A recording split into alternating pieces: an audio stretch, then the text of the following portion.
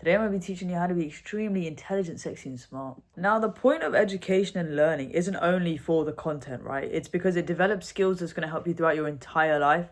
For example, pattern recognition, planning, constructive thinking, problem solving, memory, etc. Right, and all these things are collectively going to help you in your character, in your relationships, in your career. So I'm gonna go through around 7 points ish and explain them to you of stuff that you can actually incorporate into your life, and then I'm gonna explain 2 little techniques at the end, which are gonna be very helpful for just your intelligence. It cut me off. Alright, so number 1, very simple, is to read books. I only read non-fiction. It's been years since I've read a fiction book, and it's very simple. You will be so much smarter. Like, there are so many, all these experiments that I talk about are from different books that I have read. And because I have like explained it to people, that's how it's like kind of solidified in my memory. Like, you can read on any topic that you want to read about. You can literally pick up a book that seems interesting in a non-fiction thing. You can also read fiction, which is good for your imagination. They kind of serve different purposes. But if you're looking to be more factually intelligent, definitely read books. Highlight. One thing I do, I think is so important, is when I see a word that I don't know, because when you read non-fiction books, it's very likely that you're going to cross words every page. Well, for me it was, that of words that I didn't know. I cannot go past a word like without circling it, and that's how I annotate the definition and describing what it means, right? So in every single one of my books, there is not a single word that I don't know that's not annotated. And what I do to improve my vocab is I have like 4, like, this is so cringe. It sounds like I'm in primary school, like words of the week. But yeah, I have 4 like words of the week and write them down and put them up somewhere, because it's going to help you when you are able to see it. And also, when you go past this many words that you don't know, it's going to be very unlikely that you actually retain the definition and the knowledge of them. So it's good to have like specific ones up, so over the week you see them over and over again. One word that I remember I learned ages ago was brevity, which means like conciseness. Because I had it up for so long, I can literally visualize it and the definition. I've got sticky notes everywhere. If you want to learn stuff, if you want to remember stuff, make it visible to you. I guess this is a technique. Make it really in your face. You know, every time I'd wake up and I'd brush my teeth and I'd start doing my skincare, I'd see my post-it notes of stuff that I was supposed to remember. So yeah, it was very good for, like, you know, exposure. The more exposure you give to yourself of things you're trying to learn, the better it is for you. So annotation in books, I don't actually have. I've only got a few books here. Like, these aren't any of my annotated books, because all my books are back at home. So yeah, I'd say annotate books exactly how you want to. Actually write about your thoughts about what the what the author is saying, because it encourages you to make your own thoughts and think critically rather than just passively reading, which is the only thing that's going to make you smarter. Next one is quite simple. Substitute your phone time. Sorry, that was in such like a fucking YouTuber voice. Next point, guys. So substitute your phone time with boredom and stuff like that. Hold on, this might sound really dodgy, but a lot of people can't sit in silence. I've said this before, and it actually is so good for your intelligence, because when you're bored, you actually come up with so many creative ideas, and so you learn a lot about yourself. Like, you learn so much in the silence. Like, that's why you learn so much through meditation, like I've said before, because it's like, it's your raw mind without stimulation. You can learn so much. It builds self-awareness. It's so good for you. Also, substitute your time with playing stuff like, for example, chess. Chess is a great game. If you want to improve your pattern recognition skills, it does take patience, I'm not going to lie, because it's completely practice. The more you play chess, the better you're going to be at it. So you just need to take the losses as they come and just keep going. It builds patience, number 1, and it builds pattern recognition. So you can really like plan your planning skills. Like in chess, there are no excuses. There are no like sounds like get on the grind, like there's no excuses. No, but seriously, there's no like excuses for why you fuck up, because every tiny decision you make is in turn, like, you know, for your trajectory in the game. I don't know what is with me and dramatizing stuff so much, but I'm actually having the time of my life. Right, listen to podcasts and audiobooks. This is a very good one. You might have to pay for like audiobooks. I get them for free because I pay for Duo Premium. But it's so good to listen to. For example, like, I haven't been reading, like, Stoicism is a philosophy I like to, you know, kind of drill in my brain, but I don't read about it constantly. I read other non-fiction books or like on my career. So I listen to audiobooks on that. So that way I can get access to more stuff. And what was the other thing that I said? Podcasts. It helps you learn different people's points of views and just like actually try and understand stuff, okay? Ask questions.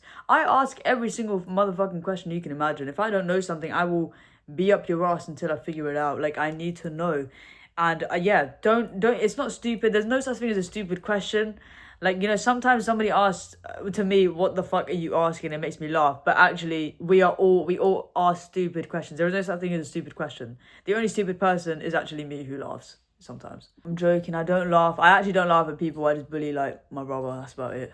Now do a variety of things. Try and don't only stick to one thing. It can be kind of difficult when you're so focused on your career, but build different skills. Do painting, and this might seem kind of boring, but no, it builds your creative acumen. Like no matter what skill you're doing, it builds a different part of you.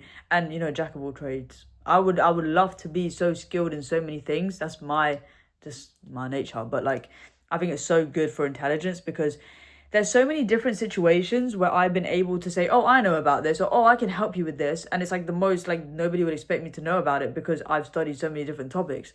And it's very satisfying to be able to do so much. For example, not necessarily intelligence, but I'm physically able in this topic, in the sciences, in the creative industry. I like being like that, and it's going to make you so much smarter if you just do that. Exercising actually makes you smarter. Did you know that? I'm going to tell you a little experiment about it now. There was an experiment done on some rats or some mice or hamsters. It was one of them. Okay, I don't really remember which one, but they were tracking the neuron activity in their brain, right? And they had two circumstances that they put them in. One was that there was a maze that they had to figure out how to get out of, and the other one was a hamster wheel. I'm assuming that it was hamsters now that I think about it. So they tracked where their neurons were stimulated the most in their brains. Neurons are literally kind of like the tiny little electric things in your brain, right? And it was actually stimulated more on the running wheel than on the maze. And you would think because a maze requires more critical thinking and thinking of more pattern recognition, I guess, and direction. But no, their brains were more stimulated with the thoughts and stuff when they were on the wheel. And there's been many studies done on humans where exercise is so good for you. That's why it releases dopamine. It also releases that intelligence thing because when you feel happier, you can think more critically and think more outside of the box and not from your ego, which is the only thing that's going to make you become smarter. Now, reflection and journaling is so good because it builds your self-awareness, right? It builds your self-awareness. It makes you notice nuances and details that you wouldn't pick up in other things. It helps you become more emotionally intelligent. I guess this isn't but it does help you become more intelligent because then that way you can also track, what am I studying? What work am I doing? What do I want to work on? When you are a more self-aware person, it is much easier for you to be more intelligent. That's just, Okay, so the next the next point I'm going to say is boring, but you gotta listen to me, okay? It's prioritize your sleep. I slept at 7 a.m. I'm not going to lie, this is one day where I don't know what the hell happened to my sleep, but you need to prioritize your sleep so much. It is essential for your memory, your working memory, and your cognitive function. If you don't sleep enough, you are not going to be smart. And you might be thinking, oh, what about that person? What about that? It's an anomaly, okay? Look at the science, look at the facts. Why don't you want to optimize your chances of being smarter? Just fucking sleep. Now, the two techniques I want to be talking about is the Feynman technique. Physicist, right? He had this technique of what he would do. Just said that in 5 different ways. But he would explain the most intricate, difficult concepts, right, to a child. He would be able to condense the information to be so simple to explain it to a child, and a child should have been able to understand it. And if he couldn't explain it to a child, then that would mean that he just doesn't know it well enough yet. And I think that's so amazing because when you can break down these complex concepts and things that we're learning in our education and stuff, it's hard to simplify it. We complicate it in our heads. So when you're able to condense it, like I said, it shows that you really understand that concept. So do this with stuff that you're learning. It's so good for you. It's so good for your understanding to see how much you understand something, and so you can track it. Now, the next technique is teaching people. I actually read about these two techniques, but I would do them before I read about it in The Diary of a CEO. It's a really good book. It's not only business strategies. That's not what it's about. I would definitely recommend it. It's amazing. And I read 2 of these, and that's where I got them from. But teaching, I've always taught people things that I love, and it's so good. There was this quote that I read, and it said that nobody learns more in the classroom than the teacher, and that's so true.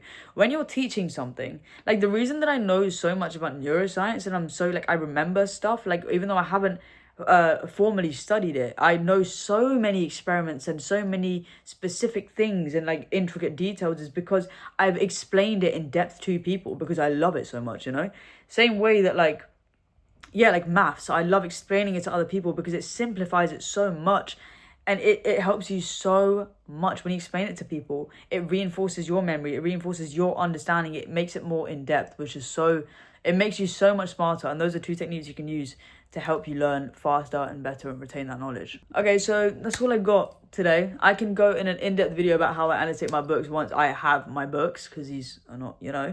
But yeah, I hope you enjoyed. Become smarter, because when you're more intelligent, you're more sexy, and you don't, you're more stable. That's the goal here. So I hope you enjoyed, and I'll see you next time.